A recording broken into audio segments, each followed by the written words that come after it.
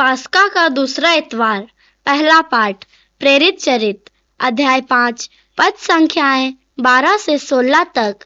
विश्वासी पुरुषों तथा स्त्रियों की संख्या बढ़ती जा रही थी। यरूशलेम में प्रेरितों द्वारा जनता के बीच बहुत से चिन्ह तथा चमत्कार हो रहे थे। सब विश्वासी एक हृदय होकर सुलेमान के मंडप में एकत्र हो जाया करते थे।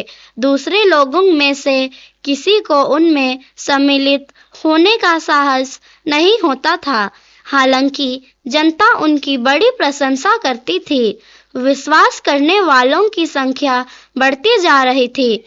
पुरुषों तथा स्त्रियों का एक बड़ा समुदाय प्रभु की कलीसिया का सदस्य बन गया।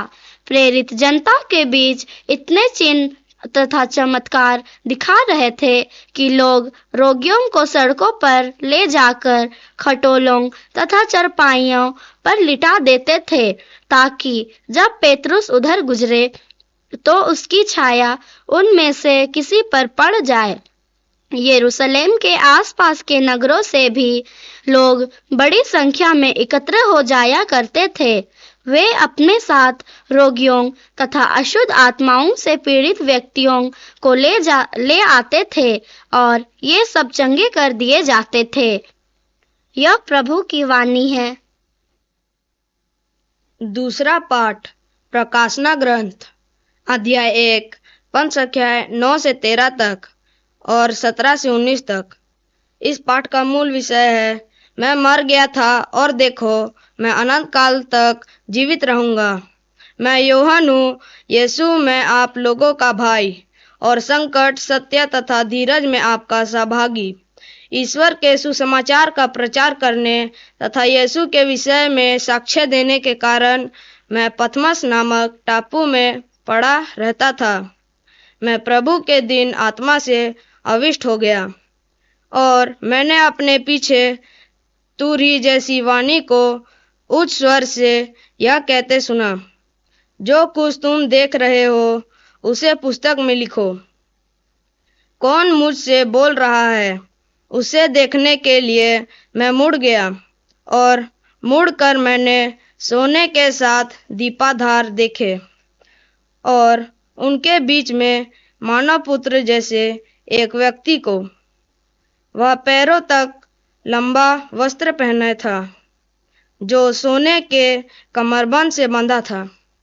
मैं उसे देखते ही मृतक की तरह उसके चरणों पर गिर पड़ा। उसने मुझ पर अपना दाहिना हाथ रख कर कहा, मत डरो, प्रथम और अंतिम मैं हूँ, जीवन का स्रोत मैं हूँ। मैं मर गया था और देखो मैं अनंत काल तक जीवित रहूंगा। मृत्यु और अधोलोक की कुंजियां मेरे पास है। इसलिए तुमने जो कुछ देखा, जो अभी है और जो बाद में होने वाला है, वह सब लिखो। यह प्रभु की वाणी है। संत यूहन्ना के अनुसार पवित्र सुसमाचार अध्याय 20 पद संख्याएं 19 से 31 तक। उसी दिन अर्थात सप्ताह के प्रथम दिन संध्या समय, जब शिष्य यहूदियों के भय से द्वार बंद के एकत्र थे, ईसा उनके बीच आकर खड़े हो गए। उन्होंने शिष्यों से कहा, तुम्हें शांति मिले। और इसके बाद उन्हें अपने हाथ और अपनी बगल दिखाई। प्रभु को देखकर शिष्य आनंदित हो उठे। ईसा ने उनसे फिर कहा, तुम्हें शांति मिले। जिस प्रकार पिता ने मुझे भेजा, उसी प्रकार मैं तुम्हें भेजता हूं। इन शब्दों के बाद ईसा ने उन पर फूंक कर कहा, पवित्र आत्मा को ग्रहण करो। तुम जिन लोगों के पाप क्षमा करोगे, वे अपने पापों से मुक्त हो जाएंगे, और जिन लोगों के पाप क्षमा नहीं करोगे, वे अपने पापों से बंधे रहेंगे। ईसा के आने के समय 12 में से एक, थोमस, जो यमल कहलाता था, उनके साथ नहीं था। दूसरे शिष्यों ने उससे कहा, हमने प्रभु को देखा है। उसने उत्तर दिया, जब तक मैं उनके हाथों में कीलों का निशान न देख लूं, कीलों की जगह पर अपनी उंगली न रख दूं और उनकी बगल में अपना हाथ न डाल दूं, तब तक मैं विश्वास नहीं करूंगा। 8 दिन बाद शिष्य फिर घर के भीतर थे और थॉमस उनके साथ था। द्वार बंद होने पर भी ईसा उनके बीच आकर खड़े हो गए और बोले, तुम्हें शांति मिले। तब उन्होंने थॉमस से कहा, अपनी उंगली यहां रखो, देखो ये मेरे हाथ हैं। अपना हाथ बढ़ाकर मेरी बगल में डालो और अविश्वासी नहीं बल्कि विश्वासी बनो। थॉमस ने उत्तर दिया, मेरे प्रभु मेरे ईश्वर। ईसा ने उससे कहा, क्या तुम इसलिए विश्वास करते हो कि तुमने मुझे देखा है? धन्य है वे जो बिना देखे ही विश्वास करते हैं। ईसा ने अपने शिष्यों के सामने और बहुत से चमत्कार दिखाए, जिनका विवरण इस पुस्तक में नहीं दिया गया है। इनका ही विवरण दिया गया है जिससे तुम विश्वास करो कि ईसा ही मसीह ईश्वर के पुत्र हैं, और विश्वास करने से उनके नाम द्वारा जीवन प्राप्त करो। प्रभु का सुसमाचार। ख्रिस्त में मसीह भाइयों बहनों, इस रविवार के लिए पाठ एवं सुसमाचार ईश्वर की दया, विश्वास पर भरोसा करने और हमारे पापों की क्षमा की आवश्यकता के बारे में है। आज के मिस्सा का प्रारंभिक प्रार्थना पिता को अनंत दया के ईश्वर के रूप में संबोधित करती है। आज का अंतर भजन संख्या 118 में हम कई बार दोहराते हैं, उसकी दया हमेशा बनी रहती है। ईश्वर ने अपनी दया को सबसे पहले और सबसे महत्वपूर्ण रूप से अपने इकलौते पुत्र को भेजकर प्रकट किया, ताकि वह अपनी पीड़ा, मृत्यु और पुनरुत्थान के माध्यम से हमारा उद्धारकर्ता और प्रभु बन सके।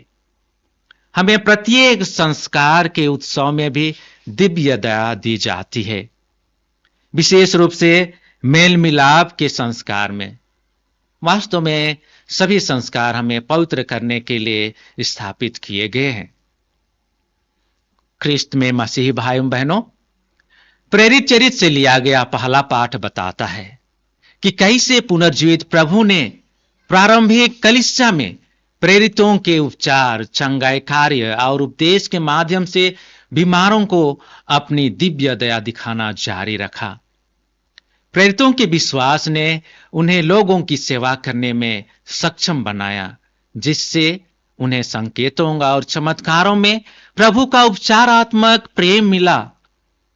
दूसरा पाठ प्रकाशना ग्रंथ से लिया गया है, जिसका उद्देश्य हमेशा के लिए सताए गए ईसाइयों के विश्वास को सांत्वना देना और मजबूत करना था। आज का पाठ हमें अपने जीवन में दयालु प्रभु की उपस्थिति का आश्वासन देता है और हम सभी को विश्वास के साथ भय से लड़ने और भविष्य के बारे में आशंकाओं को भरोसे और आशा के साथ लड़ने के लिए प्रोत्साहित करता है।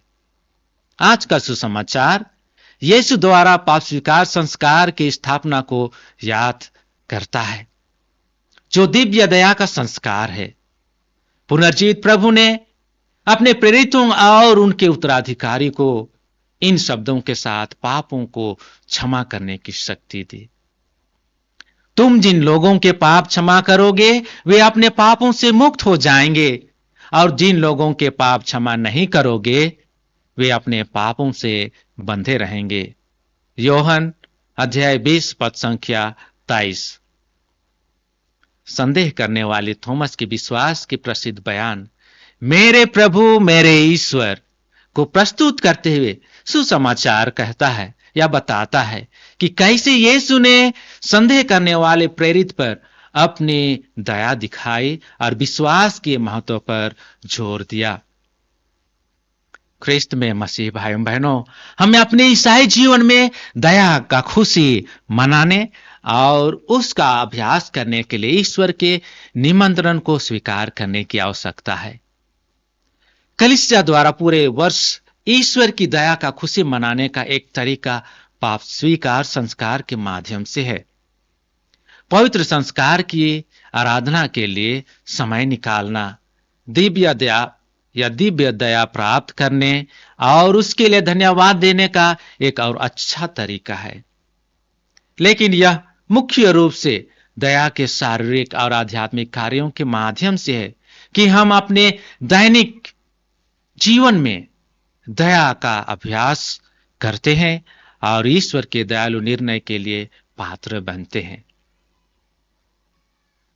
तो आइए हम ईश्वर से उस विश्वास के लिए प्रार्थना करें जो ईश्वर के प्रति आत्मसमर्पण में परिणत होता है और जो हमें उन लोगों की सेवा करने के लिए प्रेरित करता है जिनसे हम प्रेम से मिलते हैं।